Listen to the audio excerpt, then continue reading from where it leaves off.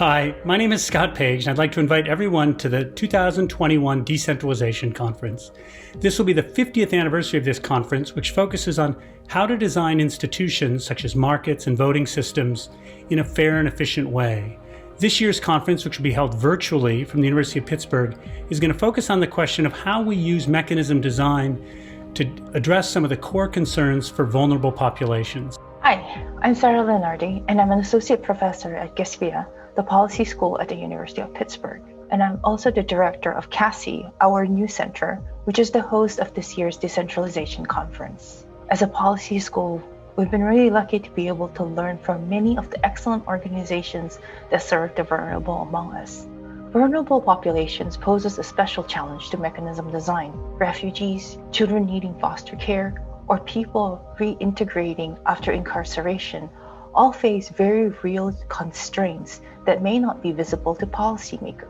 Each of our 6 modules will feature with an open discussion on real-world implementation. We explored this question of how to use the predictive tools in the context of a criminal justice system. We find that minimizing incentive to commit a crime is a fair and efficient way to use the predictive tools. We're trying to figure out what are some of the motivators to get experts to contribute to high quality content. So we decided to do a field experiment to tease out the causalities, to figure out what motivates people to contribute to Wikipedia. We ask a pretty simple question. How can food subsidies be more effective at promoting healthy eating? We do this using 2 behavioral interventions. The first is agency, and the second is waiting periods, which prompts deliberation prior to the use of those subsidies. In this paper, I developed an empirical model to study how children are matched to foster homes in the largest county in the US, Los Angeles County in California.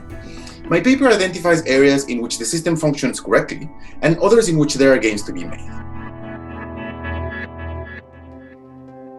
And we're devoting the morning of the second day of the conference on the 16th of April to discussing ways of improving lives and livelihoods of refugees.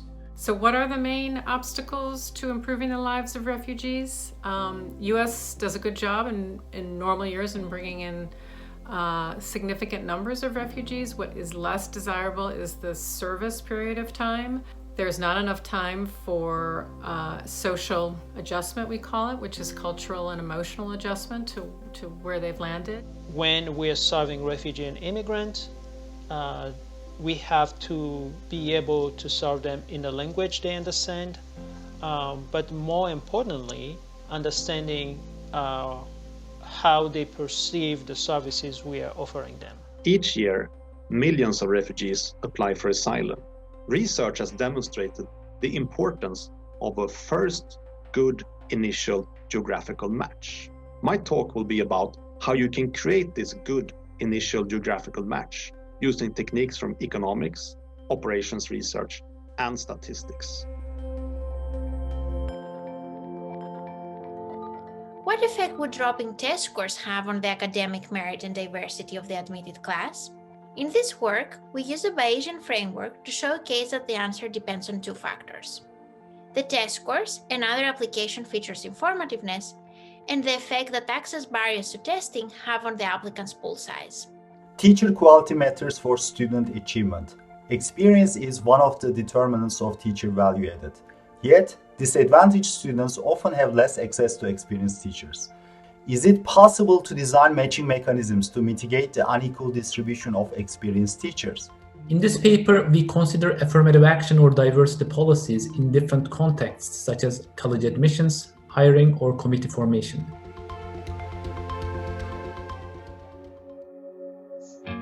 I'm organizing Module E, where we consider methodological innovations to improve targeting outcomes in the design of clinical and social experiments, of aid transfers through price setting, and of affordable housing allocation. Cities across the world use a variety of systems to allocate affordable housing. Some cities use wait lists, while others use lotteries. We discussed several small policy changes that could give applicants more choice and help to ensure that cities are putting their affordable housing to the best possible use. We consider the problem of providing healthy sanitation services to peri-urban households in Burkina Faso. We design and implement a new market for mechanical services that competes alongside the existing market. We use observable information about households, quality and size of their dwelling, for example, to set prices strategically. Subsidy dollars and profits made on sales to richer households allow us to quote very low prices to poor households. In this paper, we argue that institutions shape agents' incentives to gather information. So for instance, the specific rule used to assign students to school is very likely to impact how much agents want to learn about the different schools available to them. Our paper is about heuristics, simple rules people use to simplify the decision process. An example is a decisional balance sheet proposed by Benjamin Franklin, listing pros and cons and counting the difference. I invite you to attend the entire conference or just particular parts that are of interest to you. Thank you. Practitioners, students, and researchers, I hope you can join us.